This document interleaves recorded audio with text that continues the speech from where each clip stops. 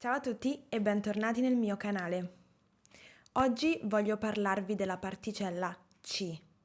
Ho voluto preparare un'altra lezione su questo argomento perché credo sia molto importante capire bene come si usa e perché si usa C nella lingua italiana. In un video precedente ho parlato di C, ma non in modo esaustivo come intendo fare in questo video. Insieme rivedremo quali sono i contesti di utilizzo e quali sono le regole per usare la particella C. Ovviamente vedremo anche molti esempi, quindi prendete carta e penna e mettetevi comodi. La particella C è così piccola, ma allo stesso tempo così piena di significato. Possiamo identificare 4 funzioni grammaticali che la particella C ricopre nella grammatica italiana. Vediamone una per volta.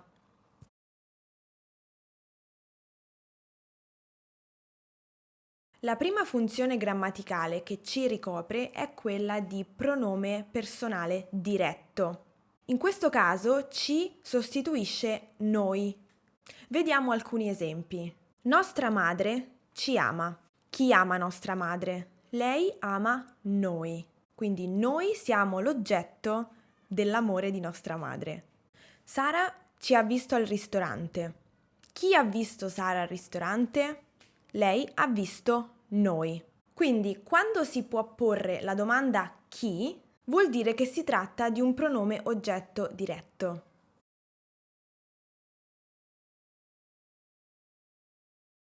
La seconda funzione grammaticale che C ricopre è quella di pronome personale indiretto. In questo caso C sostituisce a oppure con noi, lui, lei, loro. Vediamo alcuni esempi. Sara ci ha raccontato tutto. A chi ha raccontato tutto Sara?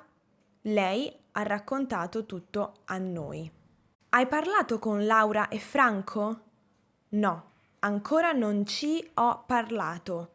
Ancora non ho parlato con loro. Pensi ancora alla tua ex? Sì, ci penso ancora. Sì, penso ancora a lei. Quando la domanda è a chi o con chi, vuol dire che si tratta di un pronome personale indiretto.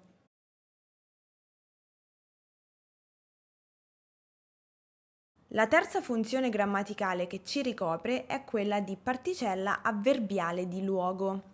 In questo caso ci sostituisce lì, là, in questo luogo, in quel luogo. Qui dobbiamo distinguere quando si tratta del verbo essere e quando si tratta di altri verbi, come per esempio andare, venire, stare, eccetera. Quando abbiamo il verbo essere più ci, otteniamo esserci, che si coniuga nelle due forme c'è, singolare, ci sono, plurale. Quindi ci è, ci sono. C'è una penna sul tavolo, ci sono 2 penne sul tavolo. Quindi indica la posizione delle penne nello spazio. Con altri verbi, come dicevo prima, andare, venire, stare, ci sostituisce il nome che si riferisce al luogo. Vediamo alcuni esempi. Andiamo al cinema? Non mi va di andarci. Non mi va di andare al cinema. In questa frase ci significa al cinema, cioè sostituisce il sostantivo cinema. Sostituisce il complemento di luogo. La particella C è utile in questo tipo di frasi per evitare le ripetizioni, che di solito tendiamo sempre ad evitare utilizzando i pronomi. Sei dal dottore adesso? No, ci vado tra 2 ore. No, vado dal dottore tra 2 ore. In questa frase ci significa dal dottore. Siete mai stati sulla Costa Azzurra? No, non ci siamo mai stati. No, noi non siamo mai stati lì o in quel posto.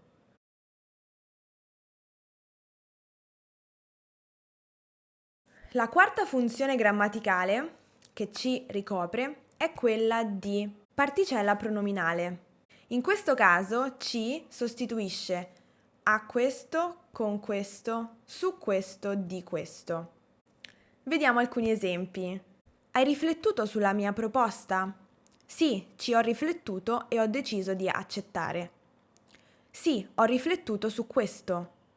Ho riflettuto sulla tua proposta. A cosa ti servono tutte queste fotografie? Ci faccio un collage. Faccio un collage con queste fotografie.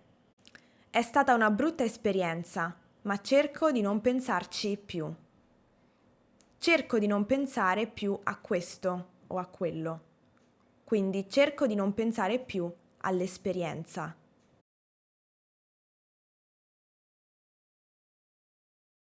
Dovremmo aggiungere una quinta categoria, che è il gruppo dei verbi metterci, volerci, tenerci, eccetera. In questo caso ci fa parte di questi verbi, quindi non si può separare e analizzare singolarmente perché deve essere preso nell'insieme del gruppo verbale, fa parte del verbo e assume un significato idiomatico. In una frase come ci vogliono 2 ore per arrivare a Firenze da Roma in treno, ci vogliono è tutto il gruppo verbale della frase, quindi ci non può essere separato da vogliono, perché altrimenti la frase non avrebbe più senso.